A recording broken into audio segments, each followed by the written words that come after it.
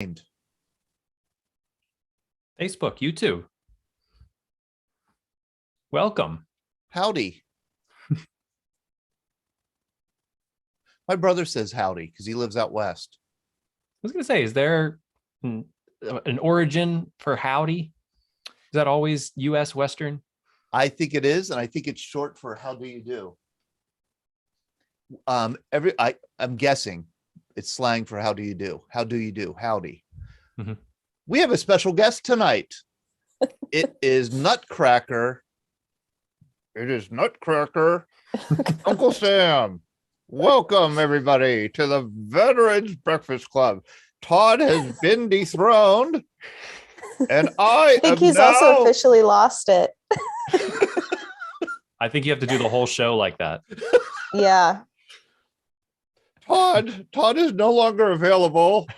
I am now monarch of the Veterans Breakfast Club. What people don't know is at VBC, we call Todd the monarch. Now, is that a gift from someone, or did you get that yourself? Which is more sad?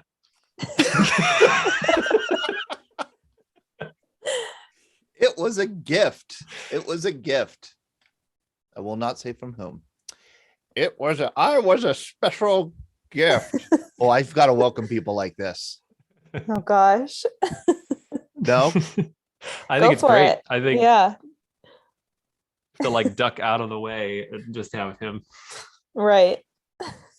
Well, I'll go ahead and share music and start letting people in. Why Nutcrackers always seem so angry? They do. They do. Yeah, and vaguely Russian. Yep. Vaguely Russian. I think. I'd like to know the origin of that. Yes.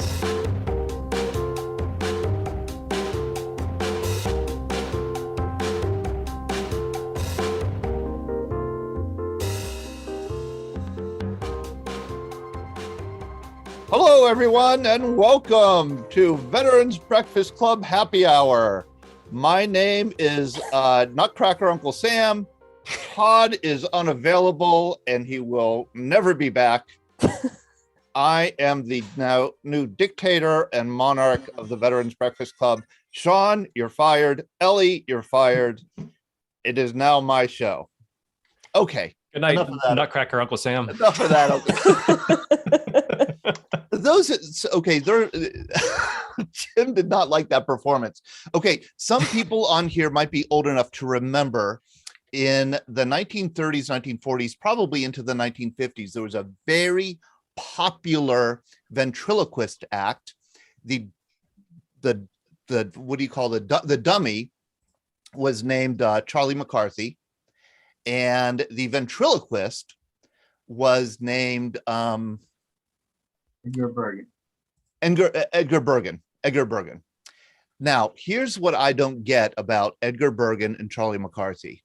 They were like the #1 show on radio.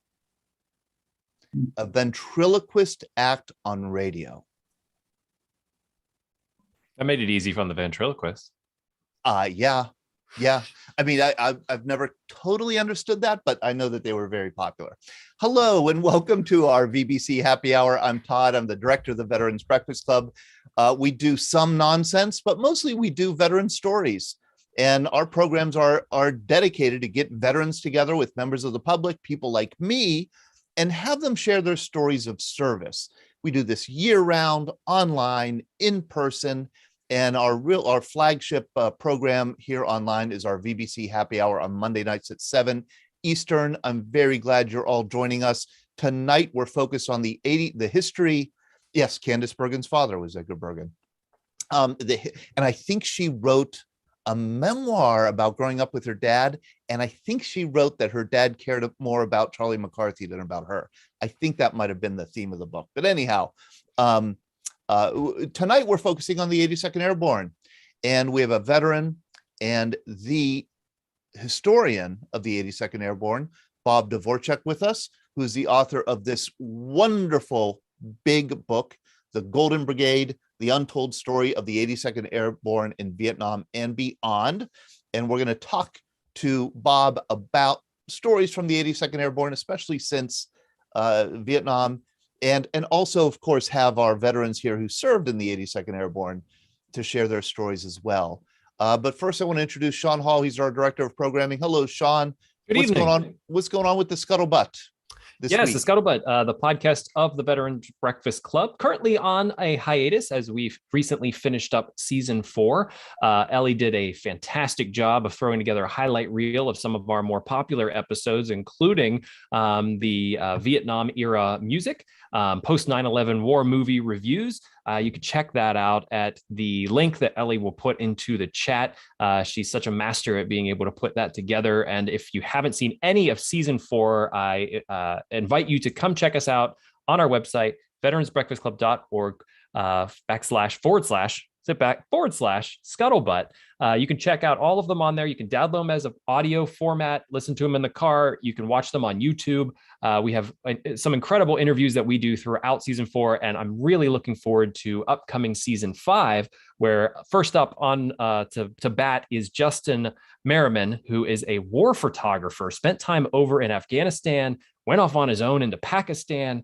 He has an incredible story and many different pictures that we're going to bring up and show on the Scuttlebutt, and he's going to talk about. I'm really excited for that first guest for season 5 that we'll be recording in a couple weeks. And one question about the ventriloquist: is it still PC to call it a dummy? No, no, absolutely not. It is a ventriloquist. It is not a dummy. Is it a puppet? I think if you call a dummy to a ventriloquist a puppet, I think you get a sock in the nose. I'm not sure though. If we have any ventriloquists in the audience, please do let us know about that. I'm looking around and I do see a lot of familiar faces. It's great to see Henry Shepke, our 13-year-old from Madison, Wisconsin, Mary Klepper from Baltimore. Good to see you. Pat Hughes from Texas, of course. Good to see you all. I knew you'd be on, Pat, because the Airborne. I see Julia Parsons. Julia, I'm sorry, I see that you're probably eating, but I do want to welcome you back from Connecticut. I think you got to travel for the first time. Julia, as you know, is our Navy Wave, 100 years old, and she spent Thanksgiving with her family in Connecticut. And I was going to check in with her and see how that went. Oh, hello. Good to see you. Good to see you all. So are you in Connecticut now? Right. Yes, I'm still here. You're still there. Oh, wow. So tell me, Julia, how I was wondering, how many grandchildren, great-grandchildren do you have? I have 3 children, 8 grandchildren, and 9 great-grandchildren. 9 great-grandchildren. And how many of you were able to get together for Thanksgiving? Just Morgan Marshall's 3. Yeah. And 3 grandchildren and 1 great-grandchild. Yeah. 3 great-grandchildren. Yeah. It's 3 Sorry. Yeah. And this was the first time you were able to travel since the pandemic. Absolutely. I tried to wake her up when we crossed from Pennsylvania into New Jersey to say, you're in a different state. How exciting. And if you don't know, Julia at age 100 is a lifelong traveler, a big traveler. So I know these past 2 years have been difficult for you, Julia. Thank you for joining us and from Connecticut for dinner. Be back. It's terrific. There are a few other announcements before we get to Bob Dvorchak. A few announcements I'd like to make. The first is, many of you, I received our VBC magazine, our latest issue of VBC magazine in the mail. You received it in the past few days. If you did not receive this in the mail, it's because we don't have your address or we have an incorrect address. If you want to give us your address, we'd love to put one of these in the mail. It's another good issue, 32 pages, kind of packed with stories. I think you'll enjoy it. It's free of charge. We just like to mail it out to as many people as we can. So let us know if you'd like to receive one in the mail. If you did receive it in the mail, you probably saw the announcement that we're now doing a VBC membership. Of course, these programs are free of charge. You don't have to be a member. You don't have to share your contact information to come online and join us in the Zoom room or on Facebook or YouTube or in person for that matter. But if you do want to become a member, it helps to support what we do, the programming that we do as a nonprofit. We will have about one a month member only events. Most of them will be online. There'll be some discounts on VBC trips and merchandise and events. And you may get some VBC swag in the mail if you become a member. If you donated in answer to our annual appeal, you're automatically entered into membership. So don't worry, you will be a member, and you may get one of these nice, brand new, shiny lapel pins in the mail if you do become a member. So we want to let people know that membership is available. We also want to let people know that we did relaunch our VBC Veterans History Project.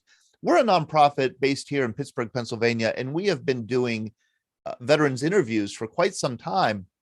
When the pandemic happened, we stopped. Our interviews tended to be in person, would go to a person's house or would have an interview location like at a museum and conduct interviews all day. And during the pandemic, we realized that we could get a lot more veteran stories by enlisting volunteers to do interviews remotely on Zoom like this.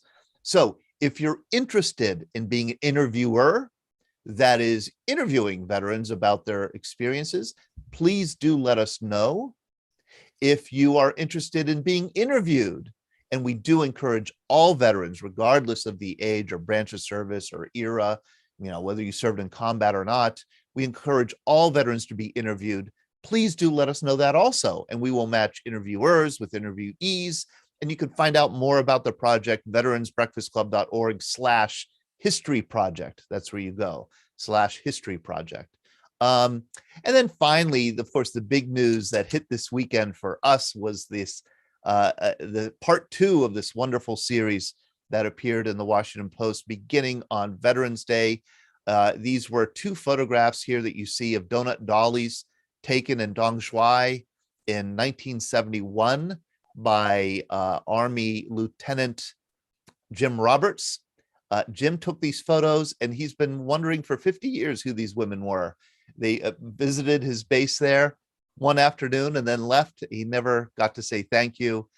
So the Washington Post ran this great story on Jim and his quest to say thank you to these women. And wouldn't you know, over the weekend, the Post published part 2, and they did discover both women. And Jim Roberts, you were able to talk to both women, Karen and Gwen. What was that like? Hard to describe. It was good. It was a very, very good time. It was a Zoom session sponsored by the Post, and the reporter Manuel Roig Franzia was the one who sort of acted as your role as the moderator. But we had a good time, and it was very emotional. We went through a lot of Kleenex. And I mean, they didn't say anything like, Jim, hey, why are you tracking me down, creep? Nothing like that. Basically, you're the reason all this happened. So I'm blaming all this on you. But basically, I went into this thinking that there was 3 possibilities. 1, they were dead. 2, they had just dropped out and weren't thinking about it. And 3, they didn't want to think about it. So I was quite pleased that they were so willing to listen to Manuel and explain what was going on and participate in the call. They weren't. I don't know why they weren't connected with the organization ARCOA, which is the American Red Cross Overseas Association, their organization. But they were more than willing to join in, and we spent a good time together. It was a good time. And Karen, who's pictured here, is going to be able to join us next Monday night, Monday, December 6th, with you, Jim. And I expect and hope that Gwen will be able to join us also. We'd love to have a reunion program with you 3 to talk about your service and to talk about what are you going to do with your newfound celebrity. Mary Klepper, you have your hands raised. How are you? I'm good. Jim, I just wanted to say I saw the article in the Post yesterday and I got so excited. I'm like, oh my God, that's my friend Jim. And like, even though we've never met, I do feel like you're my friend. And I was so excited for you. Well, thank you. Thank you very much. I was like tearing up reading the article. So it was wonderful. I'm so glad for you. Well, the one thing that's interesting about this article is that according to Manuel, the reporter, there are over 900 comments in the second article and 250 or so in the first one. And he says his mailbox is overflowing. It actually was like the number 1 or 2 on their website in terms of total times read and things like that. And this was with COVID and the Omicron, the death of Stephen Sondheim and things. And Linda, my wife, her comment is that people are so tired of getting all the negative news that anything that makes you feel good is right there.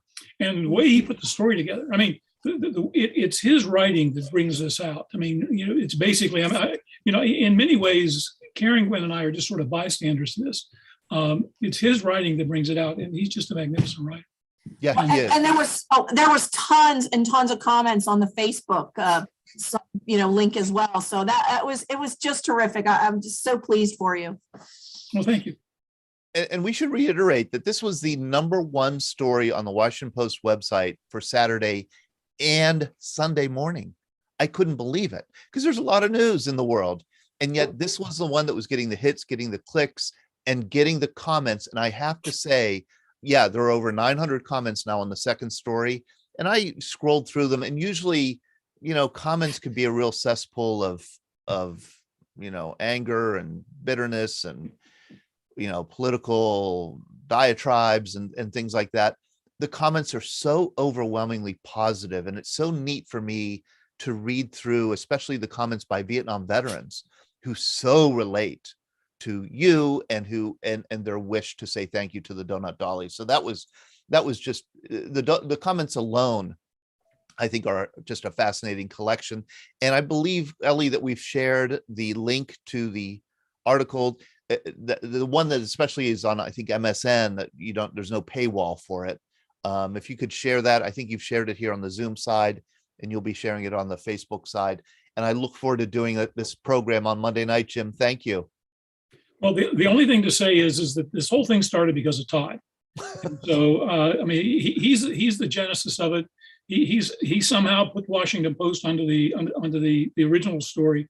And so, blame or kudos starts with him. I mean, believe me. And then it goes to Manuel, who crafted such a wonderful story. Yeah. I mean, I wish I could write like that. I know, really. Yeah, no, he captured it. He captured it beautifully. Bob Dvorchak, thank you for joining us today. Great to be here. I was always a senior Wences fan, and I don't know, they didn't call him dummies. He used his own hands. So that was... Right. Now that was talent. Yeah. They don't make them like that anymore. Well, Bob, he lost his dummy and he had to use his hands. So. That's right. Bob Dvorchak. Many of you know Bob. He's a legendary journalist. I've read, Bob, that you've been a journalist for 50 years. Could that be true?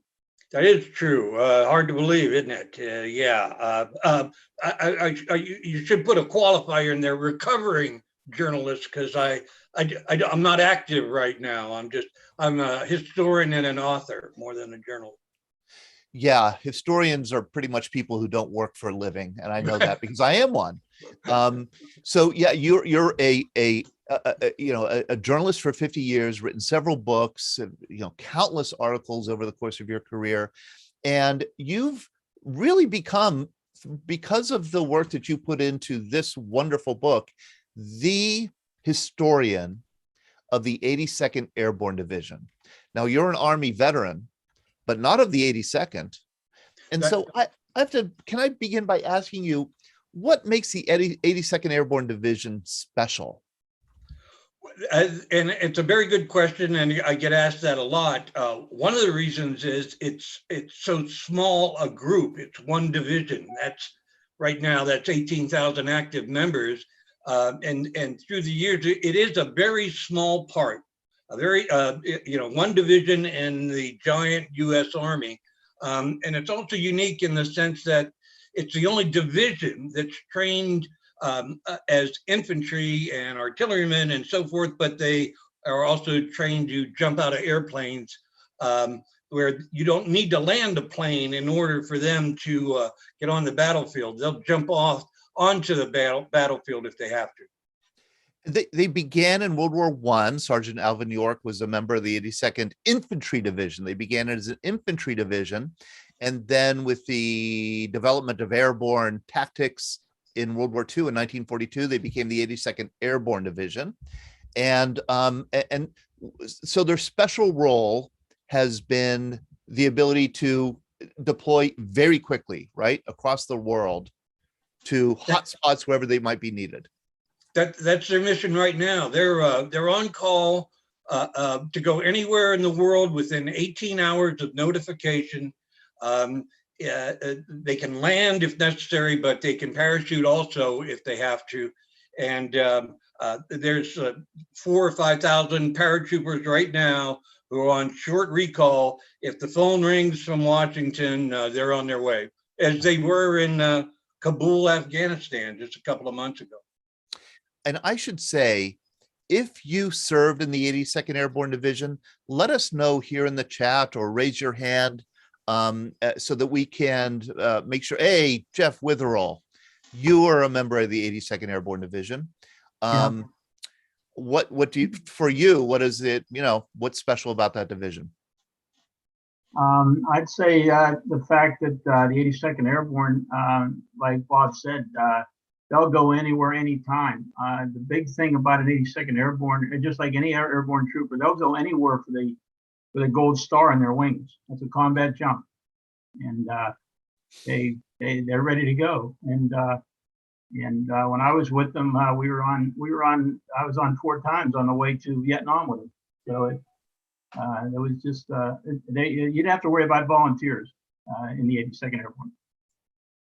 And Bob, your book deals mainly with the 82nd Airborne in Vietnam. What was the 82nd's role in the Vietnam War? Well, actually, the 82nd Airborne was not supposed to go to Vietnam. Its role in the 60s, much like it was in Korea, was to be the strategic reserve for the United States military. If something else happened anywhere in the world, if the Russians broke through or somebody else started something, this was the one combat ready unit that could go to put down that threat. They were not due to go to Vietnam. Actually, in January 68, they were alerted to jump into North Korea because the USS Pueblo had been seized. And they even changed all the motor oil in their vehicles for the Korean winter. Now that got called off, thankfully, because they said it would have been a suicide mission. And the brigade commander said he didn't know how to drive a boat, so he was glad that was called off. Oh my! But after the Tet Offensive with the national emergency, President Lyndon Johnson reacted to General William Westmoreland's call for an additional wave, a surge of troops, and he asked for the 82nd Airborne. He wanted paratroopers there. And here's a picture of Lyndon Johnson with the 82nd Airborne. This is before they took off for Vietnam. Right, these guys are headed to Nam, and LBJ came down to Fort Bragg to send them off. He said that they were needed to put down the Tet Offensive, and their destination would be the provincial, the traditional capital of Vietnam, Hue City. Okay, and what is this picture here? It's in your slide deck. Right now, this they had to land at Chu Lai, which is south of Da Nang, and to get to Da Nang, they had to cross this Hai Van Pass. A Hai Van Pass is a highway in Vietnam. In peacetime, it was the most dangerous highway in Vietnam, as you can see. You don't want any 18-wheelers on that. It was cut in 50-some places during the Tet Offensive, and the airborne had to cross that pass in vehicles, in trucks and jeeps and whatever, just to get to where they were supposed to go. So it was perilous from the start. When they landed, they were in the war in Vietnam. Here we go. Yeah. Now that's the commander is Colonel Alexander R. Bowling Jr. on the right. He was the 3rd Brigade commander of the 82nd Airborne, and that's the 4th Star, William Westmoreland, the top military commander in Vietnam on his left. He had just gotten there, and he was being briefed on the situation and being told where he was needed most. What was their first action? It was Actually, they suffered their first combat casualty in the, they called it Peace School, preparatory school. They were being acclimated to Vietnam, and one of their guys on a maneuver hit a booby trap that was blown up. So he was killed even before they got on the road. Their first action was around Hue City, under the operational control of the Marines, by the way, who were in charge of I Corps in the north. And their first action was just to the east of Hue City to chase down the people who had perpetrated the battle inside Hue City and just leveled that city, just destroyed it. I'm going to pause and just ask, I know there was a chance that General William Caldwell, former commander of the 82nd Airborne Division in 2004-2006, might be joining us. And Hughes Turner, if you know if he is here or is going to join us, please do let me know, because we certainly would love to have him share a little bit about his experiences with the 82nd Airborne. I know that he's a busy man. I understand that he's the president of the Georgia Military College now. He's retired, Lieutenant General, might be the highest ranking person we've had on VBC Happy Hour. So it would be an honor to have him with us. Hughes, were you in the 82nd Airborne ever? No, never had the privilege of being assigned to the 82nd, though I've jumped with them a couple of times on other missions, but no, never assigned to the 82nd. You jumped with them a couple times on other missions. The Hollywood jumps, I see some other airborne folks there who know all about the Hollywood jumps, just to make our quarterly requirements. And if they had an opportunity to jump, and I had an opportunity to jump and happened to be in the same place, I tried to latch onto them.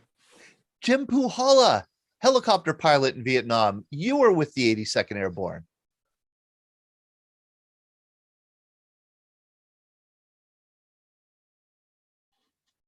Yes, I was assigned to the 82nd when I came back from my tour in Vietnam in January of 1968. And I was, they really didn't have a slot for a helicopter pilot, but I got assigned to a headquarters company, and I was an assistant S4 and the property book officer. So I signed for all the equipment in the 82nd. You signed for all the equipment, okay? Yeah, I signed for all the equipment, and I was there when they got notified that they were going to deploy about a third of the 82nd back to Vietnam. And for those of you who heard my story about my tour in Vietnam, I wasn't really excited about going back. So I think they ended up taking helicopter pilots who had been back as few as 4 months. But I had been back only about 2.5 months at that time, so I didn't get deployed. But there were a lot of folks who did. Jim, I should let people know, if you're joining us here for the first time, we're the Veterans Breakfast Club, and although I'm the director of the Veterans Breakfast Club, I'm not a veteran. I'm a historian. That's how I got involved 13 years ago. So that kind of gives me a license, I guess, to ask really stupid questions, which I do all the time. And one stupid, here comes Jim. My understanding was that when you served in Vietnam, you served 1 year, and then for the Marine Corps, 13 months, but for the Army, 12 months. And then once you came home, you were not going to go back. Not at all true for helicopter pilots. Not true for helicopter pilots. Exactly. Most graduates of flight school had a 3-year commitment that started upon graduation. And they were immediately sent to Vietnam, came back, spent a year back in the States, and were sent back for a second tour. That seemed okay. I'm going to go with Jeff and then Jim. Jeff Witherell. our first sergeant, I was in A Company, First 325, and our first sergeant, Jim Blunt, he was on his third assignment back to the 82nd Airborne, his first sergeant. He had 2 tours in Vietnam. He was in our company. He owned the company, to be honest. When I left there, he had 9 years in that company, and as a sergeant, and then he became the first sergeant. So he was in the unit, then he went to Vietnam for a year. He came back to the unit, he went back to Vietnam for a year, and he was back in the unit when I got there. So he had 2 tours in Vietnam, but he had 9 years in 82nd. So. Oh my! And here's a picture of Jeff here on a jump. I know that was a stage. That was a jump school. That was a stage shot. That was a stage shot. Oh, I'm so disillusioned, Jeff. you it doesn't. It's a lot more breezy when you're standing in the door. Yeah, Jim Roberts. Just as a comment, I operated with a sergeant first class in the field when we were with the Vietnamese. He was 20. He had 19 and a half years of service and was on his third tour in the field. Yeah. So and he was not happy, but he was there, and so he's the reason I'm here today. But he was on his third tour when he de-roasted and retired at the same time. Boy, oh boy! So if you're a regular Army and you were in, you absolutely could do 2 tours, 3 tours in Vietnam. Todd, yes. To answer your question on returning to Vietnam, the ranks of the airborne were filled with Vietnam veterans, and the thinking was you did your year in Vietnam, you come home, you get attached to the 82nd, and that way if you have to deploy somewhere else, then you're good to go. When this national emergency happened, they went through the hoops because it was just a sad state of affairs in the U.S. Army. The 82nd Airborne was at 50% strength in 1968. That's how low their strength was because all assets are going to Vietnam. So they really weren't prepared for this. They sent a brigade because that's all they could scrape together out of 15,000 soldiers was 3,600 people who could go back or could go back for the first time. So it was a real mess. It was not a good time in the U.S. Army as far as strength goes because everything was being taken here and there and everywhere to be sent to Vietnam. Right, plugging into Vietnam. You mentioned, Jeff Witherell mentioned this gold star on the wings, on the jump wings, and I believe its nickname is the mustard stain. Mustard stain. Yeah, because you get a piece of gold thread on your jump wings, on your star, to show that you have jumped into combat. It's a very special distinction. It's a coveted award to have, and they, it's a big award when they kind of downplay it and make a joke about it and say, "Oh, you got a mustard splat on your jump wings." Right. That's because it's so prestigious. It's so prestigious. Now, the last time members of the 82nd Airborne were awarded this was in 2003. Was that the last combat jump? Yes. Yeah, they did it. It was in Iraq. I think it was one of their brigades jumped. They did the combat jump into Panama in Just Cause in '89. Yes. That's right. When I knew the guys who had got their gold star. They also jumped in Grenada back in '84, and when I was in Germany at the time in the 3rd Infantry Division, and one of the real impact persons that came into my office when I was the XO of a military intelligence battalion was a young sergeant came in and reported into me, and a lady, and she had jump wings with a star on out of Grenada. She was a interceptor. She had Spanish linguists and Russian linguists. She jumped in with the 82nd into Grenada. So very cool. Galen Peterson, hello there, sir. Thank you for joining us. Galen is joined us last time. He is a West Point graduate and a tank captain, served in Iraq, and also the author of a book called Strike Hard and Expect No Mercy. Galen, we're going to have you on in the new year to talk about the book and about your service. I know that you were with the 82nd Airborne in Iraq, correct? I was, and I was attached to them. So kind of jumping back on the jump into Iraq, it was the 173rd Airborne Brigade out of Vicenza, Italy, that jumped into northern Iraq. And then the armored company team that joined them was from 126 Infantry out of Germany. Okay. So you fast forward to 2008, and my company was attached to 2nd Brigade of the 82nd, and then specifically with 2nd Battalion, 325th PIR. Okay. And it's because, you know, airborne needs armored support, right? Or armored. Wasn't there a time when armored was a part of the division, or no? There was. They got rid of their tanks. They had the Sheridan tank was the last tank that could be dropped, and they got rid of that back in the 90s. So the last time that battalion saw combat was in the Gulf War. So there was actually a time when they dropped tanks with parachutes. That's Yeah. right. That is true. Yeah, I actually John, know can you people find a that picture of did that? Yeah, the Sheridan was a light tank and that stuff. So I'd guess Yeah, it was Sheridan probably, I don't know if Galen can correct me, but I think it was probably light, like a Bradley type weight. I don't think it was anything like an M1 tank or something. I was going to say it was probably what, 20 tons, Galen? I don't.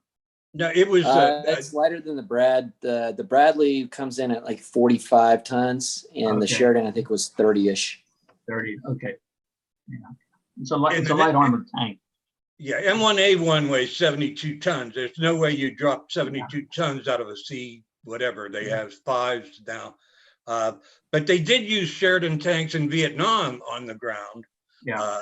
None of them were airdrop, but they did use Sheridan tanks in support of the infantry in Vietnam.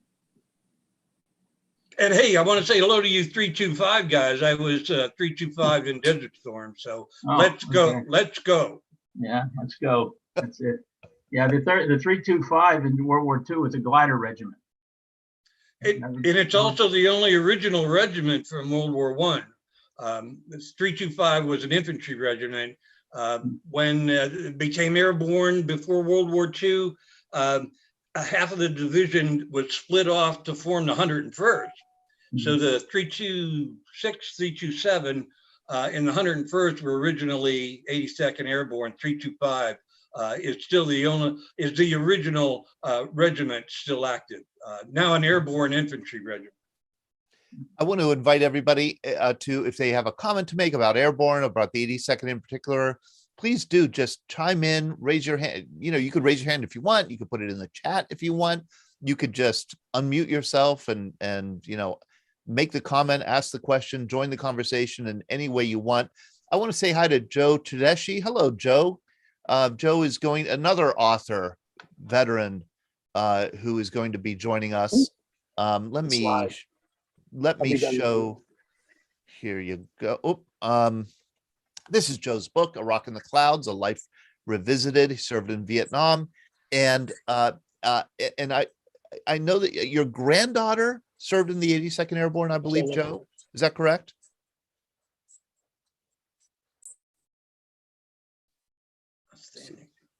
Joe Tedeschi. Oh, could you unmute yourself there?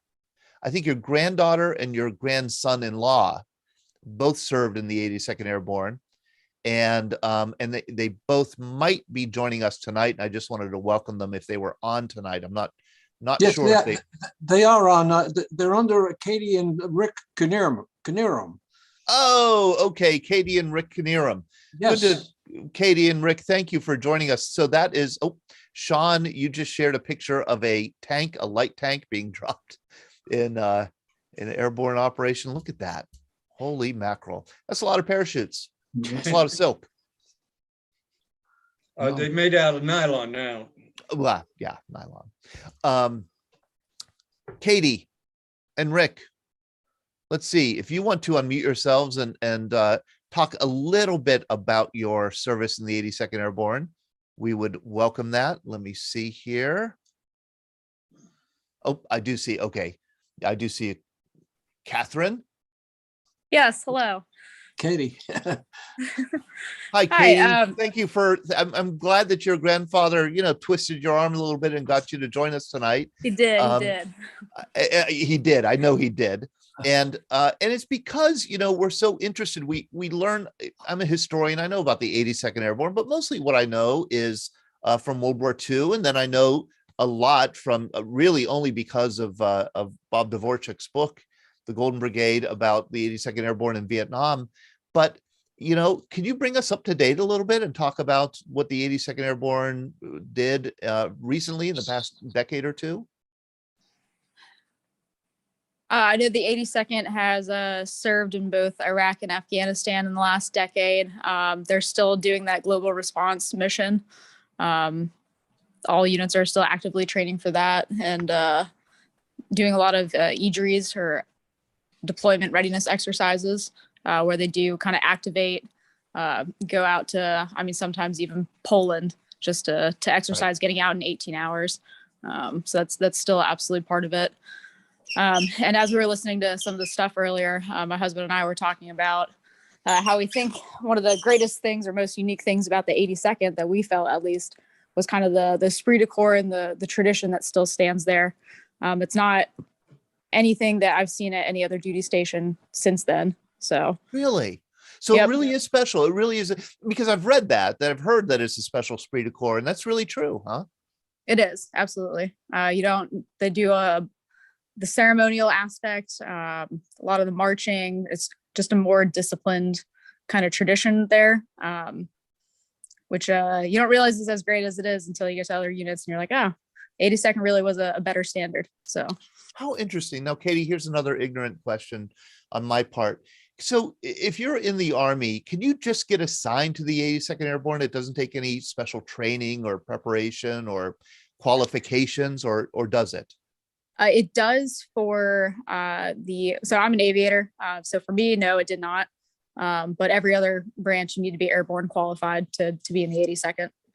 Oh, that is so cool. So you, like we just heard from Jim Puhala, who was a Huey helicopter pilot in Vietnam, you were a Apache helicopter pilot in Afghanistan? Correct.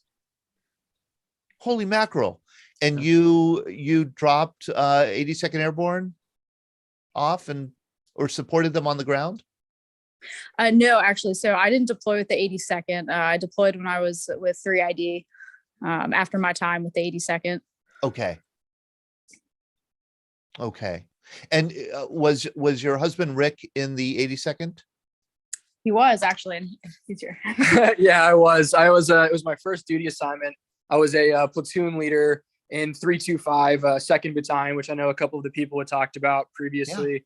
Yeah. So yeah, I was a platoon leader there. I did my first deployment. I was in the Battle of Mosul with Colonel Patwork, who's now General Patwork. I know there's been a few books that have talked about that, and he's done a few podcasts on the incredible job that 2nd Brigade 82nd did it, supporting the Iraqi counterterrorism forces as they, took the city in one of the biggest urban battles that's occurred since World War II. Is an incredibly impressive thing to be a part of, a very small part of.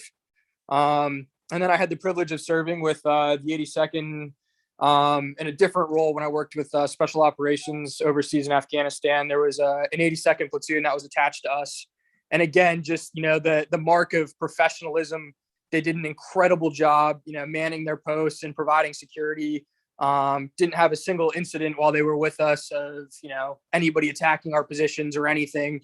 And then, you had follow-on units that came in later that had tons of issues. And it just a mark of the professionalism that the 82nd brings, not only while they're at Fort Bragg and they're running down Ardennes and Longstreet, but when they're overseas, everyone knows when they're there. This is so fascinating. And, it brings to mind a friend of mine who passed away, who was a member of the 82nd Airborne in the 1960s. And he always said that there was something very special about the 82nd. The discipline within the 82nd Airborne was extraordinary. And that especially in urban situations, he happened to be a veteran of the Dominican the Dominican Power Pack. Yeah, Power Pack, exactly. Operation Power Pack in 1965, I think. Correct. April, maybe. And he said like the discipline of the kind of urban deployment, the discipline of urban combat was just so impressive to be a part of. And of course, the 82nd Airborne was one of those divisions that has been specially trained for riot control, crowd control. Is that correct, Bob? Correct. And if you remember in 1967, when Detroit went up in flames, yes, it was the 3rd Brigade of the 82nd Airborne went to Detroit to put down the fires. They were there for a week. And also, even when the division was the brigade was in Vietnam in 68, the rest of the division got called up to DC after Martin Luther King's assassination. And the rioters were within 2 blocks of the White House, and the 82nd was called in. And they don't go in and open fire. They go in and say, well, okay, let's establish security, let's establish checkpoints, nobody gets through, and let's put down the flames, not inflame a situation.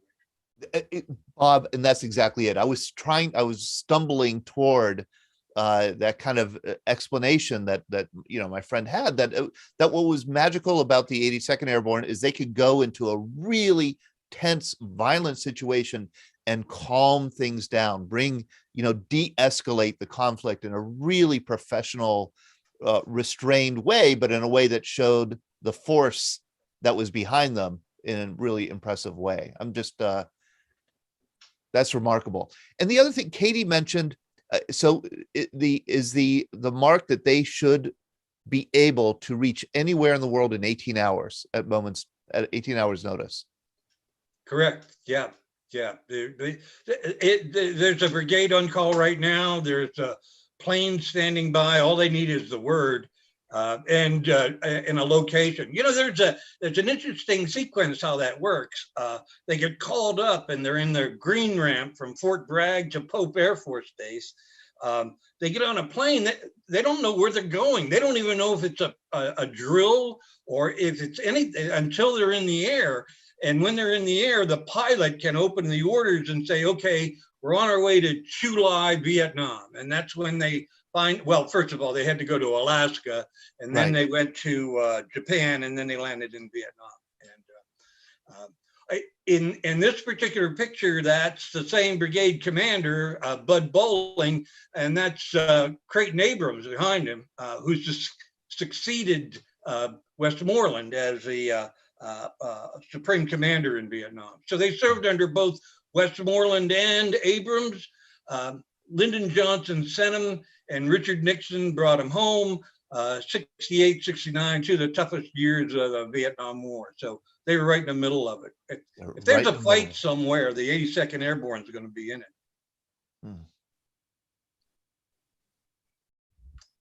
What is this? Tell us about this picture. When they got to Vietnam, go over the Hai Van Pass to Da Nang and up to Hue, they opened up a base camp just south of Hue near Phu Bai, and they named it Camp Rodriguez after their casualty.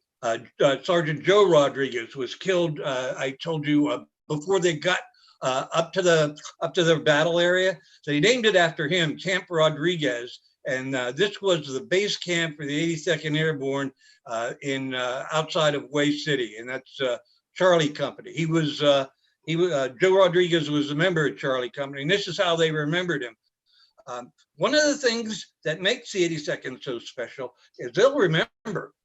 Part of the contract is to remember everybody who didn't make it back, and it's an act of duty, but it's really an act of love. These are brothers and sisters. The bond that's formed between these individuals just can't be broken by anything. So this was Camp Rodriguez in Vietnam. And that was a sign right outside base camp. Be careful. I think it could have been a warning. It was for troopers to stay frosty, obviously, but I think it was also a warning to the bad guys that, hey, we're here and you're going to contend with us. Right. Oh, look at that. What a great shot. It's a signature picture of Vietnam because it was a helicopter war. They didn't do any combat jumps, but they might do 2 or 3 helicopter missions a day. They called them popper flights or eagle flights, and put 6 to 8 paratroopers on a helicopter and go wherever they think it's going to be hot. And that's their call. Pat Hughes was a member. Pat Hughes is with us from Texas. He was a member of the 173rd Airborne Brigade, which did do a combat jump in Vietnam. Pat, I think they did that jump before you joined them. What can you describe what that jump was?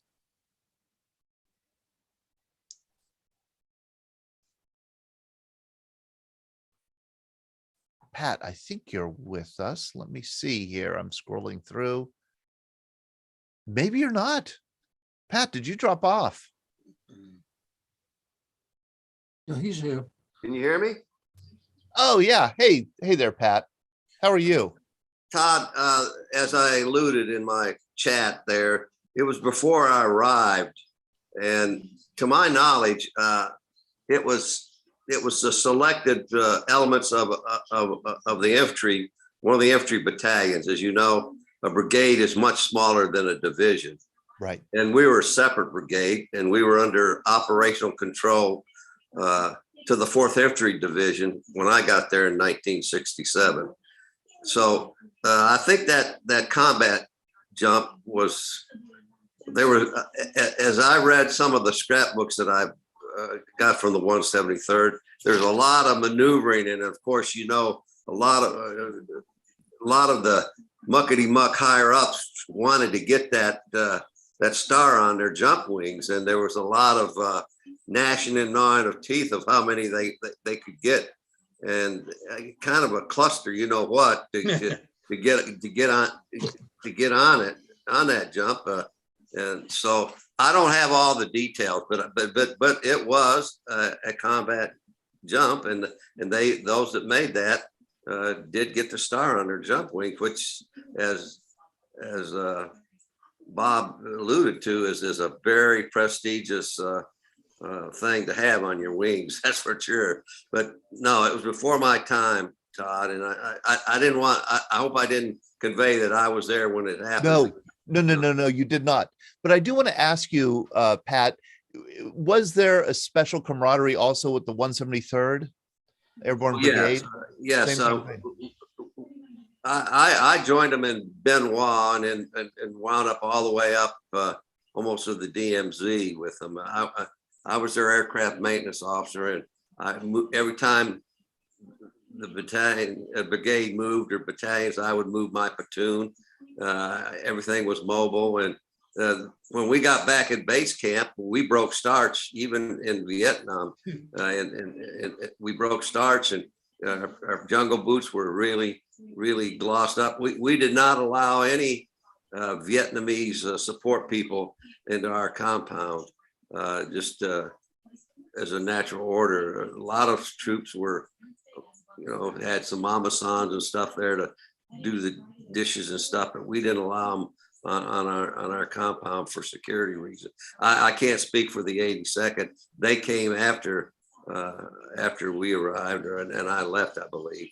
I'm not sure exactly the date the 82nd did, but I'm sure that they were quite disciplined as well. But no, it was pretty gung ho, and we were honored to do it. I mean, it was a memory I won't forget, and I'm 80 years old. Oh, but thank you for asking me, Todd. Oh, Pat, and I don't know, broke starch. That's a new one. No, the airborne guys will know what I mean. Yeah, I can explain that, Todd. Tell me, explain it. When you wear your fatigues, that's your work uniform. That's your battle dress utilities, made out of cotton. You send them to the laundry, and you tell them to put extra starch in your fatigues. So when they come back, there are creases, and these things are just. I mean, you can't. You almost can't walk around in this uniform because it's so starchy. So the term breaking starch means you got a new clean set of fatigues out of the laundry, and it's creased and pressed, and it's just the most remarkable thing to look at. You can tell when fatigues have been you can't do it even in today's uniform. They're not made that way anymore. But no, in the 60s, and the other thing is we did our combat boots, but when we really wanted to impress them, we had our Corcoran jump boots there as well. Yeah. And any airborne soldier of any worth, if he didn't have a set of Cockerans or two, I'm beginning to wonder about him. But anyway, that's all I got to say. Jeff Witherall. Yeah, I just allude to the thing about the breaking starts. You had in the 82nd Airborne in garrison, you had to break starts twice a day. You had a 6 o'clock formation for PT. You came out in your pants, and then you had a t-shirt. You had your unit t-shirt on, and you had your jump boots on. You ran in jump boots. And when I was in the 82nd, and then you came back to work, like for formation, and you had a pair of broke starts again to get into your daily uniform and everything. And you still had your Cochrans. But I had a number of Cochrans, and just to tell you, when I got married, I was assigned to the 82nd Airborne. My wife came down here, the new bride, and she tried to do the starching, and it wasn't as good as the commercial starch people. And she learned real quick. She says, "You're taking this stuff to the cleaners. I'm not doing this anymore." And she tried boots one time, and that was about it for her on boots. So I had you had people on post that did your boots, because you didn't have time to do your boots yourself. So they had the people with the PX and that you drop a pair off of boots every day after work, and you had a couple of pairs at home. But you broke starch a lot. Broke starch. Okay, and I am looking up a pair of the Corcoran jump boots here, just to share with people. Here we go. We'll do a little free advertising for a boot company. And this is what they look like, right? These are that's them. That's it. See the toe, special toe. It's almost like wingtips. Yes, almost like wingtips. And so those boots are very coveted, and they're highly polished, correct? Absolutely. You put a spit shine on that toe, you better be able to see your face in it, or you're polishing it again. Oh, great. You had a set of those you had a couple of pair for work, but you always had a set for your dress. You bloused your boots when you dressed also. And you bloused your boots, and that means, and I'm doing a little bit of translation here because not everybody here is a veteran, and these terms aren't familiar to everybody. Blousing your boots meant that put it simply, you stick your pants in your boots, right? That's correct. That's correct. And then you make sure that they flare out on top. They don't. Yes. And the thing is, with the airborne, you wear your Corcoran jump boots with your dress uniform, which leads to the term leg. If you weren't airborne paratrooper, you were considered a leg, which was everybody else in the Army, because they weren't authorized to blouse their boots in their dress uniform. Yeah. Okay, so here is, I'm going to try and find a blouse boot here to share. So only airborne is allowed to blouse their boots in, okay, here's in a dress uniform. Here's a great picture. Okay, here we go. Hold on, I'm getting there. Boy, there's a lot of websites on these boots. Okay, here we go. Yeah. People love these boots. Here we go. Yeah. So that's only airborne permitted. Yeah, it's Special Forces, Rangers, and the airborne. Okay. There we go. Did I see a hand? Oh, Jim Roberts. Yeah, I moved Jim. Correct me if I'm wrong, but I know we wore the Cochrans in OCS and we broke starch at breakfast and lunch. But I believe the 82nd also tailored their fatigues so they fit tight and look sharp. Didn't it? But that was an individual choice, and it was usually done. Yeah, you would have them tailored and customized and whatever else, because if you didn't look as sharp as you possibly could, you're going to catch it from either some officer, command sergeant major who's going to make you pick up cigarette butts for a month if you didn't look better than anybody else. Hughes Turner says, in airborne school, officers had to break starch and have spit shine boots during training. Not only a leg, but a dirty leg. Brad Washabaugh, can you ask Marine Corps Colonel Brad Washabaugh, don't you wish you had joined an airborne unit instead of the Marine Corps? Well, I did get jump qualified when I was in Special Operations Command. I went to jump school at age 39, Alpha 101. Oh my. And a black cat came by. A black cat is an instructor. She came by to me and I did something wrong. And she said, front leaning rest, sir. And I didn't know Army term. I didn't know what a front leaning rest was. I mean, if you're going to talk Marine, you got to say on your face, or something like that. I just stood there and she came back and looked at me like I was insubordinate or something. She didn't bother me after that. I just gave her a look like I was a Marine major and, I was Alpha 101. So I did have some privileges. And the privileges included being the first out the door. If you're a senior man, you're the wind dummy. And when you stand up the first time and look back at everybody looking at you as you go out that door, it's a look you'll never forget. But yeah, I have 16 jumps and 1 broken leg. But that's no, you broke your leg on a jump. Yeah, night jump down at Zephyr Hills with the special ops jumping at night with equipment. But anyway, my question is, the Lead Sled. How did that nickname come about? I've heard that term for jump wings, the Lead Sled, and it may be in the Marine Corps. When we have another set of jump wings which are gold. When you're with a jump unit, we get the Navy Marine Corps parachutist badge. Does anybody know where that Lead Sled nickname came from? Lead Sled. Never heard of that. No, I hadn't heard that one, but I will say, and he brought up a good point though, Todd. In the airborne, the officer is the first one out the door, first to set an example of leadership, and then to provide a rally point on the ground. So you lead from the front in the airborne, not from behind.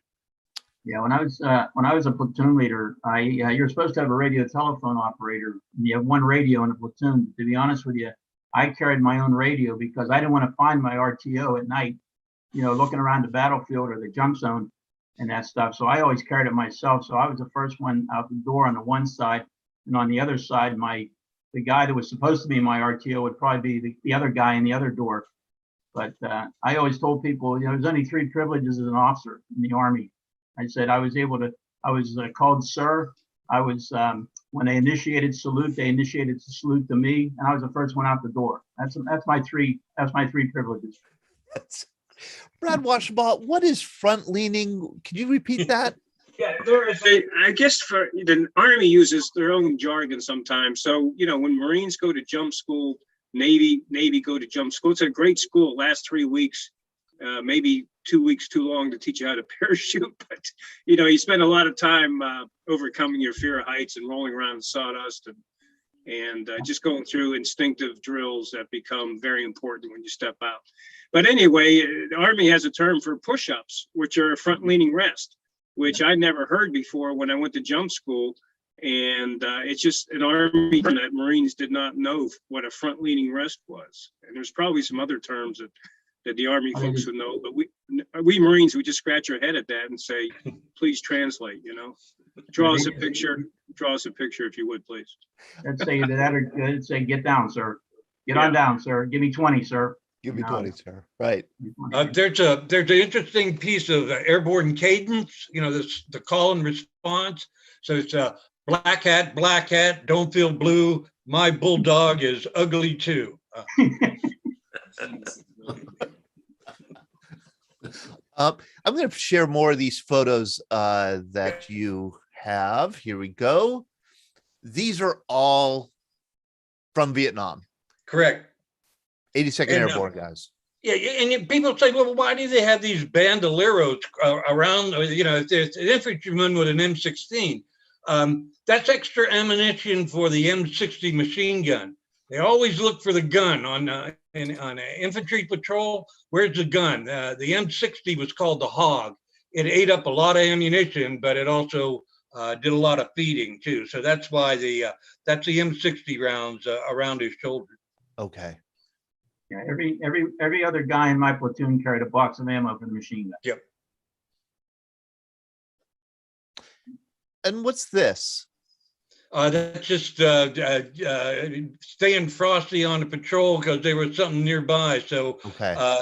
It's probably outside a rice paddy. You can see a depression. Some of the only cover you might have is the little roads that sprung up through these rice paddies that you could walk on. Right. This kind of a picture. I love this because I used to teach my children that a lot of the dangers of Vietnam were environmental. Razor grass or elephant grass? Elephant grass, which has razor-sided edges to it. You can cut yourself up pretty good in elephant grass while you're chopping your way through it. It's the tallest grass in the world because it competes for the sunshine in a tropical environment. So it has to grow high in order to get its food supply from the sun. And it's the kind of thing where if it's a day 1, day 2 of a 7-day patrol and you get cut by one of these things, it could very easily get infected and you could be out for weeks or permanently. It was easy to get an infection in a tropical climate, but nobody fell out and nobody got left behind. If you were cut up and you were infected, you still stayed out on that patrol, I'm telling you. Can I ask another stupid question to our Vietnam vets? I'll often see pictures of guys like this who are wearing the boonie hats or some other kind of hat instead of a helmet. Were there regulations about that? I assume that the helmet was heavy and hot, and that's why they elected not to wear it sometimes. What was the protocol? I'll take a crack at that, Todd. Okay. It was a steel pot offered you more protection. A boonie hat never stopped the bullet, but a steel pot at night might make a sound if you bumped it on, and it also might echo. If the rain was coming down on your steel pot, it just splatter, splatter, splatter, and it would ruin your ability to hear, especially at night. So some people would go with the boonie hats, depending on whether it was a night ambush or whatever. But there's an argument you can make probably to this day on what's better. But a steel pot, a helmet will protect your head, but a boonie hat is quieter and a lot lighter, especially when it's 85 with 85-degree humidity. Oh, Bob, thank you so much. I'm learning so much. Jim Roberts. A couple of things. One, steel pot's not going to protect you from a bullet. At least not those. And the other thing was the steel pot was a regular shape. And if you in a regular shape, it shows up much better. It can be detected in the jungle type environment we were in. So you wore the boonie hat because it had all this irregular floppiness around you. And as long as you didn't move, you were hard to see. The movement really gave you away. And so it offered a bit more ability to camouflage or hide yourself, especially if you were operating in heavy foliage. I was going to say, Todd, is when I was in the 82nd, we trained with where you wear the hat, you had the boonie hats and you had the helmet. And the helmet normally would be worn the way it would be is if you're going into an actual meeting engagement, you're expecting contact and you know where they are and you're going in to get them. If you're going out on surveillance or you're going on a ambush or something, then you wear the soft caps. But if you're going into an actual assault and that stuff, you're wearing a helmet. For people who aren't veterans, especially veterans of Vietnam, that was a very simple question I asked. Why not a helmet? Why this? Think about the answers that we got. This stuff is complicated. And I imagine you only learn it either on the job or from somebody who went through it and who is there to mentor you, coach you, because you're the new guy and they have to, tell you how to make these decisions that could save your life. He was called the sergeant. The sergeants. Yeah.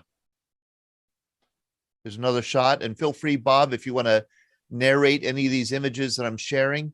Once again, that's a jungle environment. So, you want to be as quiet as you possibly can. One of the things you noticed about, hey, they carried a lot of weight. That average pack was 70 to 75 pounds in Vietnam, and you carried it everywhere you went. Out on patrol, out at night. Some of those patrols didn't last just 7 days. Guys told me they were out for maybe 30, 50 days at a time. 50 days at a time. You're supposed to be out 28 and have 2 off, but they did it. I can't imagine that. Okay, here's another question. How do you go through training, airborne training? Brad Washabaugh, 16 jumps. And then you have to probably, keep doing the jumps and keep doing the training. How are your knees and your hips and your ankles at age 50, 60? I've been really lucky, Todd. I've had over 75 jumps, and the only thing I ever did was I had a blood clot from Ranger School out in the desert in my one leg, and that went away. And I had to pull a muscle in my back when I jumped at jump school, and I busted my helmet on a jump at the 82nd in winds. High winds busted the suspension out of the helmet, so I got my bell rung one jump. But I've been very fortunate. I can still jog and everything like that. I've been really fortunate. Boy, you sure have. Brad Washabaugh's running marathons. That it just seems to me that airborne training must just be brutal on your joints. Todd, I'm sure that they'll tell you there's a lot to the technique when you jump, and they teach that. Got it. Quite well at jump school. I mean, you hear this expression, keep your feet and knees together, and that means you press your legs together. So when you land, both legs, when flexed, act as one. And there's a technique called a parachute landing fall, where you roll to absorb the shock. And a lot of mishaps happen due to operator error. Sometimes conditions are bad, the wind, the landing site, and et cetera. But you just need to, it's a skill that needs to be practiced. And that's why they jump regularly to maintain that muscle memory and the immediate action. I mean, when you go out of a plane at 1,200 feet on static line, if your parachute fails or malfunctions, you just have a limited amount of time to take immediate action and pull that reserve chute.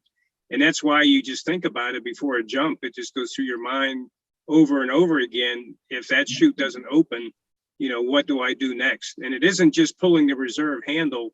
And there's a you got to pull it and put your hand in and grab the chute and throw it out so it doesn't become tangled within the chute. It doesn't go up and end up as a streamer where both of them become tangled, and you go in, and somebody gets rob your air that comes underneath you, and your parachute can waffle and collapse. You can find yourself standing on top of somebody else's parachute, which your immediate action is to run off and to get air in your chute again.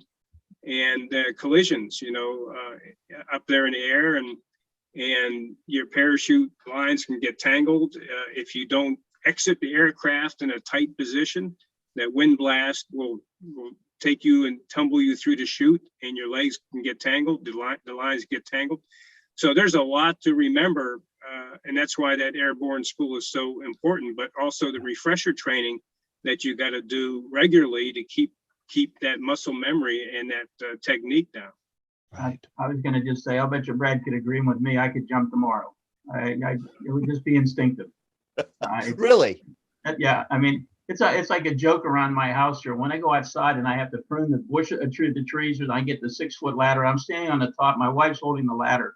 3 times she's gotten away from me on that ladder, because she just, as soon as I started wobbling, she'd get out of the way, and I'd have to jump off the ladder, and she'd say, "I'm not worrying about you. You know how to do PLS." 3 times, man. I should have been killed. It's a joke around my house. As soon as it wobbles, and Linda's getting out of the way, she just takes off. Hey, Todd.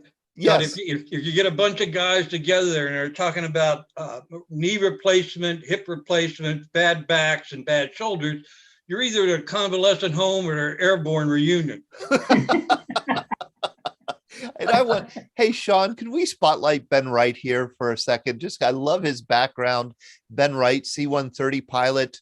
Ben, you dropped 82nd Airborne many times in your career? Oh yeah, we'd go down the green ramp at Pope, which sits in the middle of Fort Bragg, and take them out on training drops. And this is a photograph of 82nd Airborne paratroopers jumping out of 130s.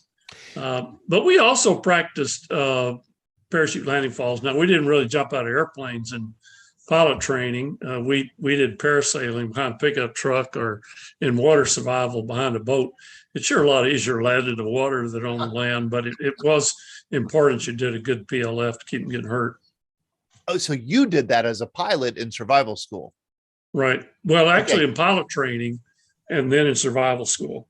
Now, as a pilot, is dropping, airborne troops a tougher assignment than, taking cargo from point A to point B or other kinds of missions that you had? Well, the main thing is the coordination. I mean, you were normally flying in formations and, between the air crews, most of the interface between the air crew and the airborne troops was with the jump master, and so the navigator, we had to give a briefing to the troopers, and then the navigator would get together with the jump master, and they'd go over the computed air release point and where it looked like in relation to the drop zone that we would be doing the green light. So, there was a lot of coordination with everybody involved. But one thing I have to say to the 82nd Airborne, they're very safety conscious. They're tough guys, but they don't want to lose guys unnecessarily. And their drop zone safety officers were very diligent about making sure that it was safe to drop people before we dropped them. Right. Hey, I want to ask Ken Kazak if he wants to chime in here. I know Ken is a big admirer of your book, Bob, The Golden Brigade. And here I'm going to show the cover again. And we want to let people know where they can get it if they'd like to get it. And Ken is a writer. He's an admirer of your book. Ken, please feel free, Ken Kazak, if you'd like to chime in with a question or a comment about the book. If you have a question about Bob's writing, for example. He's been a writer, a sports writer, a news beat writer. How long did it take you to write this book, Bob? Let's see. I'd say 52 years. No, I met these guys for the first time in 2017 at the National Reunion in Orlando, and it came out in March of 2020. Yeah. Okay. So 2.5 years to do the research and the writing. How many interviews?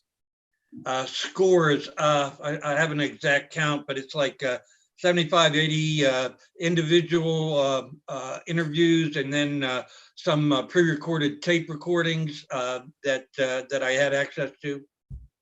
And these are it's like a 67 chapter book, and each chapter is kind of a story, a profile of a particular member of the 82nd Airborne Division. And so each one, it's a real page turner. I mean, each story is just like makes you gasp, and then you turn and read another one that's different and it but still fascinating. Yes. So Bob, what I was asked, so you were at the 100th anniversary of the 82nd Airborne, and it was General Johnson suggested to you that you write the history. Is that how it went? That's correct. I had been with the division in Desert Storm and had written a book, and we had gotten together, and he invited me to talk to the 505th Parachute Infantry Regiment. And he mentioned that the Vietnam chapter in 82nd Airborne history had never been written. And he kind of suggested that I would be the man to do it. So I hooked up with some guys from the Golden Brigade who were at the 100th anniversary of the division, and started to talk. And the more I researched and the more I met guys and the more I put it together, I said, yeah, I'm all in on this, because it's not only missing chapter of airborne history. It's a missing chapter of, say, American history. People want to forget Vietnam, but why would you do that? You don't learn anything by forgetting. And a lot of the maybe current events of the last 20 years have forced us, have prompted us to take a second look at Vietnam and what those guys were really up against. What was the policy? What was what was the strategy? How are they going to fight this war? And you take a look at how they operated, and it answers a lot of questions. And I have to tell you, for having this book, and by the way, thank you for the nice inscription. The detail in this work, the photographs, there are photos of donut dollies in the book here, but 2.5 years, I'm amazed. I'm amazed at your prolificity, and you must have been writing every day. You weren't doing any Post-Gazette work during the time that you started this, correct? I will tell you, I did write every day on this book. That's part of the discipline. You strap yourself into the seat, put yourself in front of the computer, and get your work done. But well, yeah, I wasn't doing any other work while I was working on the book. But your training, your life as a sports writer just relayed perfectly into here, because boy, who's under the gun more than a sports writer writing stories? Well, the Steelers are losing to whoever they're playing. You know why I got into sports writing? Because nobody was going to die writing sports except me, maybe. So I can't imagine being. I love to write. I just can't imagine being a daily newspaper writer that gets an assignment and you have to do it by the end of the day. But so I guess you got an amazing compliment here. Was it General Johnson called you the Ernie Powell of the 82nd Airborne? Yes, that's correct. I mean, that's major exactly. Praise. That's major praise, and that's it. Yeah, and also. I'm always concerned about so we know what your inception was, but I'm always thinking about, how'd you frame it? And I think you framed it, chapter 1, the letter to the son of Felix Conde. And, that just got off to a start. When did you get that idea? When did you know you were going to do that? Yeah. Can you tell that story? Can you give that little outline of that story, Bob? Well, Felix Conde was a Medal of Honor recipient from 82nd Airborne in Vietnam. He was killed over there in a battle, and one of his dying words was to his radio telephone operator, his RTO, was to say a message about his kids. They said, "Will you look up my 2 kids?" He had a 3-year-old and a 2-year-old. "Will you just look up my kids when you get back home and tell them I loved them?" Oh. And it took him 30 some years to finally track down the family. But he wrote a letter to Felix Conde's son and said, "I was with your father in Vietnam, and if you want to know any details about what happened, contact me." And they were able to reconnect in the year 2000, right after the turn of the century, and Sergeant Conde was awarded the Medal of Honor in 2014. So it shows you how these connections last through the years, Todd. That bond that can't be broken. This becomes family, and the son never knew anything about his father other than the fact that he was killed in Vietnam, but knew no other details, and that he was his father was introduced to him by a member of his platoon that was with him when he died. And that's him there. Interesting Pittsburgh connection, by the way. Conde is from Puerto Rico, and he was a native of the same town where Roberto Clemente first played organized baseball. Conde's 4 years younger than Clemente, but because Clemente made it to the major leagues, Conde decided to come to America, to the mainland, on a baseball tryout. He didn't make it with the Chicago White Sox, but he said he did the next best thing. He joined the United States Army, and that's how he got into the Army. Oh, great. Oh, what a story. Yeah. What a story. Fascinating. And I should say that all the pictures that we've been sharing, and there are many, many more that I haven't yet shared, are in the book. And they really do help to tell the story, or the stories, that you tell. And I'm going to share a few more of them, just because they're so evocative of the Vietnam experience. Here is a mine, I guess, right? It's a combat engineer checking for mines in the road before every morning. They check the roads for booby traps. They're called IEDs in today's day and age, but yeah, they were booby traps then. They had to sweep the roads all the time. Right. Charlie would come in and mine stuff, and booby traps was the #1 cause of casualties in Vietnam. #1 cause of casualties. And you just get a sense of the heat. Heat exhaustion was a big hazard in Vietnam. What's happening here? Well, that's that's Mike Hood, a West Point graduate. It's like 7 months after graduating from the Point, he was a company commander in Vietnam in an airborne unit. This was a battle up near Hue, probably in May of '68, and that's a local Vietnamese fighter. Really, it was the they call it it was a civilian police force, but that was they were fighting the Viet Cong in the North Vietnamese also. He carried him from the battlefield. But you see, this is the partnership between America and Vietnam, and they were in that battle together. Look at that. Yeah. Now, see, if you were out on an op that went 30 days, 50 days, you couldn't get clean clothes. So they'd bring out a bird and they'd kick out boxes of fresh fatigues out, and you went through and picked out and tried to find your size, which you never could. But this would happen to cotton battle fatigues after a couple of weeks in the bush. They just rot right off your body, and you went into battle fighting like that. Look at that. And that's those helicopter pilots. God bless them. They would fly in to fly out wounded, to bring in supplies and whatever else. But those helicopter pilots are really special. The grunts love them because those pilots were their angels, angels of mercy. Oh boy, I love this photo. Yeah, see, well, you could use the hood of a Jeep as an altar, and whatever else. These are rough, tough airborne troops, but you didn't go into a battle alone. You put your fate into a higher power that allowed you to do your job without having to think about it. Oh God. Yeah. All right, let me explain this one to you.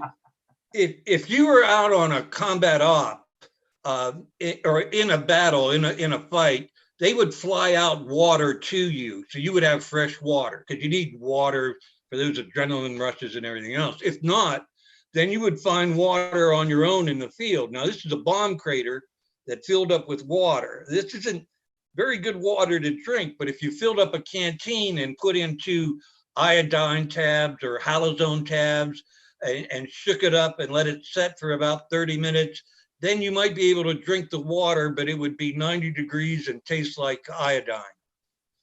But that's you needed water in the tropics. That's what they did. And boy, you've got to trust that iodine. Yes.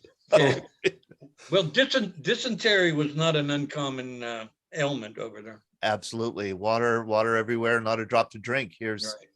Nice here control, it is. That was basically around north and west of Saigon when they got pulled down to the real swampy areas. It was a water world. Solid ground was a luxury in Vietnam. Boy, oh boy. I just think of the leeches. That's low tide. When high tide was up, they couldn't walk there. Look at that. And dinner, sea rations, your P-38 can opener and a can of, lima beans and ham. And boy, you were just eating in a lap of luxury, weren't you? I said it was a water world, lots of rivers, canals, streams. They sent them up and down the canals in these boats, outboard engines, no armor on the sides, and just airborne parachuters up and down the river banks looking for Charlie and the NVA. And I love this picture and those like it because, you know, you think of the 82nd Airborne in Vietnam, this is the last thing you're thinking of. And yet this was a part of their service and a lot of part of Vietnam. Oh boy. It's like a tunnel rat to me. Tunnel rat, yeah. And well, they would tie a rope around the guy's leg before he went in. That way they could pull him out in a hurry if something went wrong. And you could stay in contact with the surface. They had lost guys in those. I mean, can you imagine? No. You know, going into that tunnel with spiders and snakes and the smells and the whatever in the total darkness, armed with a 45 and a flashlight. Nope, I cannot. Mortars. 4-deuce mortar. Boy, oh boy. Oh, fine. Artillery 321. Great stuff. And they had a cavalry unit that used APCs during the second half of their deployment, the M113s. So yeah, they used armor some in Vietnam. Most wonderful pictures here. Yeah, and guys, you know, today you have your cell phone, you can take a picture of anything. In Nam, they had those Kodak Instamatics. You remember them? Yep. And the guys brought home these just treasure troves of photographs. Everybody had sort of like their own little thing going on. They donated them to the museum at Fort Bragg. You know what? The Vietnam era guys want to be just like their fathers, to hand out chocolate candy bars to the kids in Europe. Well, they handed out candy to these Vietnamese kids, and you know how the stereotypes got started. Well, that's another story. But yeah, they took care of the kids while they were there. You know, and this kind of gets us to our subject next week, which will be the reunion of 2 donut dollies with Jim Roberts. Here's a donut dolly. I put that in special for you because, yeah, this was Christmas time in '68. The dollies came out, and, you know, if you were at a base camp, it was easier to see them. But these women actually came out to the field where these guys were on more or less combat ops. And what a difference it made for a college graduate from the United States who volunteered a year of her time to come to Vietnam, to come say hello. I mean, the morale boost was just absolutely incredible. So God bless the dollies. That was a sign outside of one of the camps near Saigon. Yeah, they knew it was crazy. They knew it was insane to be over. But, yeah. And I'm going to end. I know we're getting it. It's 8:30 now, and there's some really wonderful memorials, pictures of memorials that you have, and I just wondered if you wanted to say a few words about each.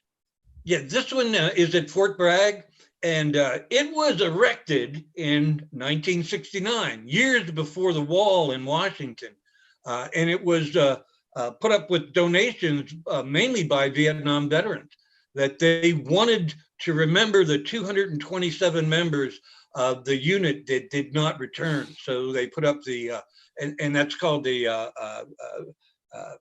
they call it a battle cross. It comes by different names. It's combat boots, the rifles in the ground, and the combat helmet on top. And the, that was the motto of the division, or the slogan that accompanied the brigade: nothing is dearer than life, but nothing is more precious than to live life in freedom. And that's on their challenge coin. That wreath was placed at the wall in 1983 when they dedicated the statue of the nurses and the infantrymen. So, and every year on Veterans Day, there's a contingent of 82nd Airborne veterans who go to the wall and go to Arlington Cemetery and place wreaths at airborne sites. That's their monument in Arlington. And That's Rich O'Hare. He was one of the driving forces in keeping the alumni together from Vietnam, because they got treated pretty rough when they came home. Yeah, that's part of it. This is a memorial bowl, a legacy bowl. These guys pitched in and had this done themselves to remember those who didn't come back. And at every function now, there are 16 cups, one for each subunit in the brigade, and one for those who didn't come back. So they toast each other at their reunions and their formal dinners. That's part of their legacy, is this memorial bowl. And the next one you show, it's the last man's club. If you were in Vietnam with the 82nd, you're part of a shrinking number of people, because more and more veterans die every year. So they have this wooden cabinet. It's a bottle of Woodford Reserve high-class whiskey with a shot glass.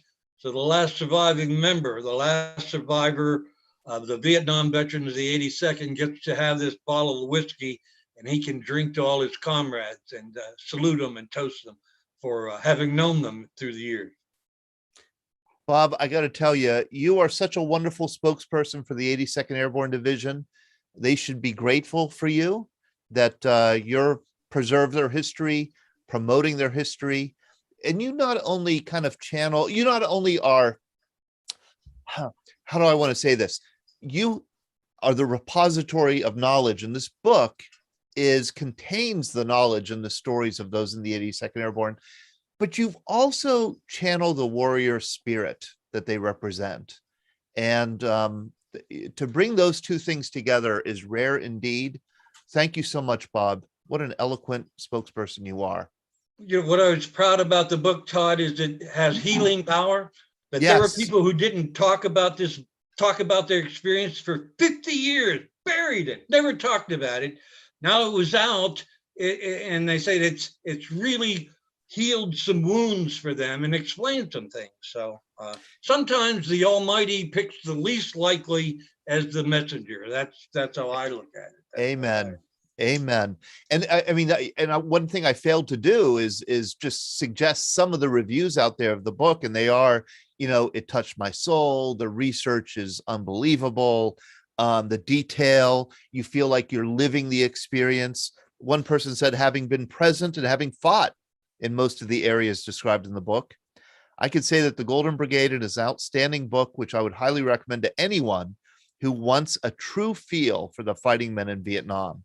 This is their story, how they saw it, how they fought it, how they died, and how they were honored. And yes, a lot of healing power in that. Bob, thank you so much for devoting this evening to the 82nd Airborne and to us. Thank you to all of you for joining us tonight. What a fun, anytime we talk about the Airborne, it's going to be a fun night, I think. What a fun night it was. And I hope to see you next week. Jim Roberts, we'll have 2 Donut Dollies on. We'll be talking about Vietnam again. Take care, everyone. Good night.